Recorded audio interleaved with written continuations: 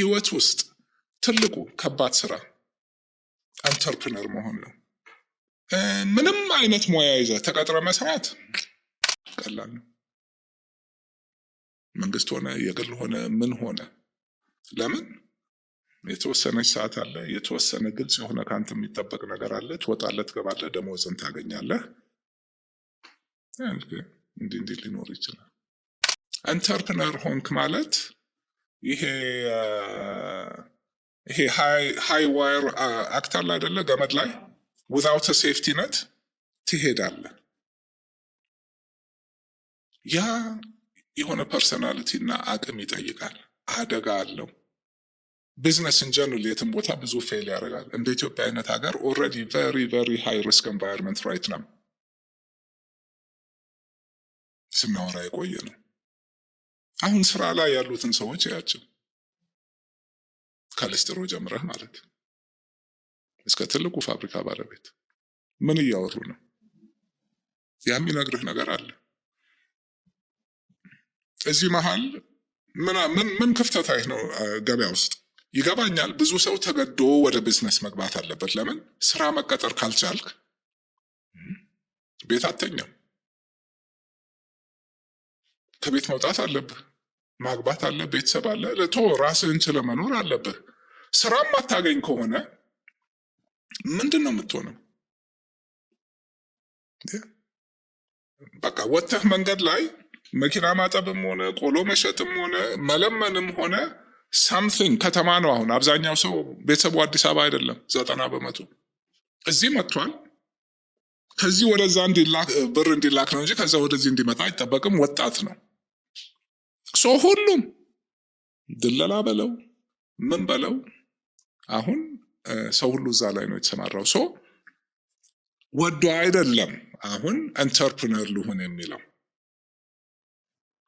አሁን እዚህ ጋር ተመቻቸ አልተመቻቸ ምናምን ጥሩ ነው አይደለም አልኩት፣ ተገዶ የሚገባ ነው። ኦኬ አንዳንድ ነገር ማማረጥ ትንሽ ካፒታል ኖሮት ኦር ሳምቲንግ የሆነ ደረጃ ሲያልፍ ነው። ኦኬ ምንም የሌለው ከገጠር መጥቶ ምንድነው ኢንተርፕረነር ሊስትሮ ይጀምራል። ከዛ ቀጥሎ ምንድነው ሜቢ ሱቅ በደረቴ፣ ከዛ ቀስ ብሎ ሱቅ፣ ከዛ ምናምን እያለ ያድጋል። ይሄ በቃ ይሄ ትልቁ ሰፊው ማይክሮ ኤንተርፕራይዝ ምናምን ኢንፎርማል ሴክተሩ ዲቨሎፒንግ ካንትሪስ ሁሉም አሁን ይሄ ነው እድገቱ። ሰው ወደ ከተማ እየመጣ ነው፣ ስራ የለም ምናምን። የኛ የባሰ ነው። እነዚህ ሰዎች አሁን ተገደው ነው። ቅድም ያወርኩት ሪስክ ኢዝ ኤቭሪዌር። ኢንፍሌሽን የኮንሱመሩን ፐርቼሲንግ ፓወር ገሎታል። የሁሉ ነገር ዋጋ ጨምሯል። የገዢው መግዛት አቅም አልጨመረም።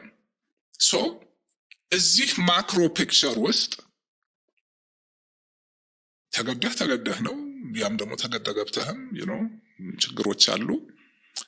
ኢን ጀነራል እኔ ኦፍ ኮርስ በራሴ ያው ብዙ ነገር ላይ እየሄድኩ ነው ብያለሁ።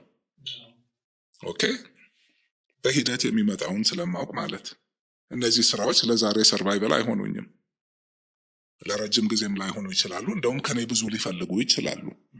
አላማዬም ደግሞ በቃ not about እኔ ሌላ አላማ ስላለኝ ነው። ግን አሁን እዚህ ጋር ያለው ችግር ይገባኛል። አብሶ ይሄ ሁሉ ወጣት ተማረ፣ እሺ what it's worth ተመረቀ፣ ብዙ ከገጠር የመጣለ ገጠር ተመልሶ መሄድ አይደለም። ተምሯል፣ አይቷል፣ ኤክስፔክቴሽኑ ከፍተኛ ነው። ግን አመት ያህል 2 ዓመት ያህል 3 ዓመት ያህል ስራ የለም። ሱነር ኦር ሌተር በቃ ማትሰራው ስራ የለም። አሁን በእንደዚህ ሁናቴ እዚህ ውስጥ ብትገባ ይሻላል ብዬ ምንድነው ነው የምመክረው? ነገርኩ። ሊስትሮ ችግር አለው፣ ባለሱቆች ችግር አላቸው፣ ሬስቶራንቶች የሁሉ ኢንግሪዲየንት ዋጋ በቃ የት ወጥቷል። የምናምን ዋጋ ምን እንደገባ ታውቃለህ? ሽንኩርት በለው ዘይት በለው ምን። እሺ እስከ መቼ ነው ዋጋ የምጨምረው ምግቡ ላይ? የሆነ ፖይንት ላይ መጥቶ የሚበላ የለም። አሁን ወጪህ እንዲመጥቷል፣ ዋጋ እዚህ ጋር ደርሷል፣ ዋጋ መጨመር አትችልም። አሁን እንዲህ በሆነ ማንም ሰው አይኑ እያየ አይራብም፣ አይሞትም። በቃ ኢንአፕሮፕሪየት ወይስ ሙስና ከየት ነው የመጣው? ከላይ የመንግስት አይደለም፣ የግል አይደለም፣ ሁሉም አይደለም። አንድ ይሄ አልገባበትም የምትለው ተቋም የለም። እንኳን ከታች ከላይ ያለ ፕሮፌሽናል ሰራተኛ ሁሉ አሁን ሊኖርበት የሚችለው ደሞዝ የለውም። ስለዚህ ምንድን ነው የሚያደርግበት? እዛ ቁጭ ባለበት እኔም በሆን አደርገዋለሁ። ቤተሰቤን መቻል አለብኝ። ጫናው ማለው? ተገልጋይ ላይ፣ ገዢ ላይ። ግን ያም ቢሆን የተወሰነ ሰው ያለው እድል ነው። ሌላው ምንድን ነው የሚያደርገው? ችግር ላይ እንቅርት ላይ ጆሮ ደግፍ የሚሉት ነገር አለ። ኦልሬዲ ምንም የለህም። አሁን ኬሶች አውቃለሁ። ቢዝነስ ውስጥ ገባለሁ ተብሎ ከሰው ተበድሮ ቤት አስይዞ ምናምን ይገባሉ። ቢዝነሱ ይከስራል፣ የነበረውም ይጠፋል።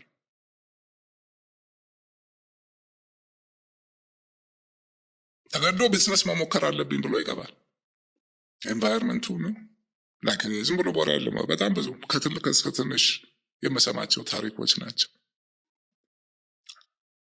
ሳታርጉ ስራ አትስሩ፣ ቁጭ ብዬ ልራብ ልሞት ነው።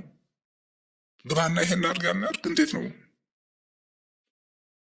እኔ ራሴ ያልገባኝን ነገር እንደዚህ እንደዛ ነው። ይሄ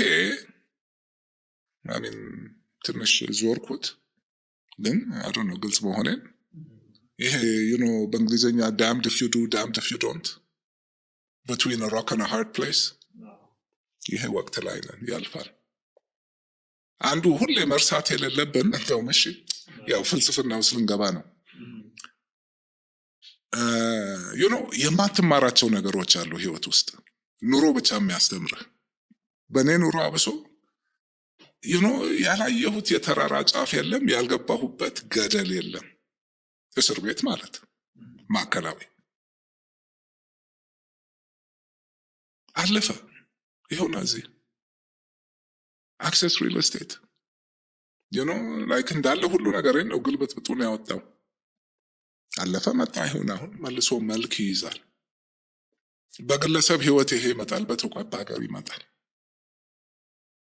አሁን ያለው የምናልፈው ወቅት ሁላችንም እንዳንቀውስ ማለት እንደሚያልፍ አንርሳ። ምን ያላለፈ አለ? ጥሩም መጥፎም። የመከራ ጊዜ ይመጣል ይሄዳል፣ በአገር ህይወትም። ተስፋ መቁረጥ የለብንም። አሁን የምናየው ላይ ቆመን ከዚህ አልፈን ሆራይዘኑን ማየት ካልቻልን ሆፕ ታጣለህ። ያ ማለት ደግሞ ያው መሞት ማለት ነው። ህይወት እስካለ ሆፕ አለ። ሁሉ ነገር ለውጥ is the only thing we know in life። የመጨረሻው ጨለማ ቀን ይነጋና ይሄዳል። ያ ብርሃን ደግሞ እንደገና ይጠፋል።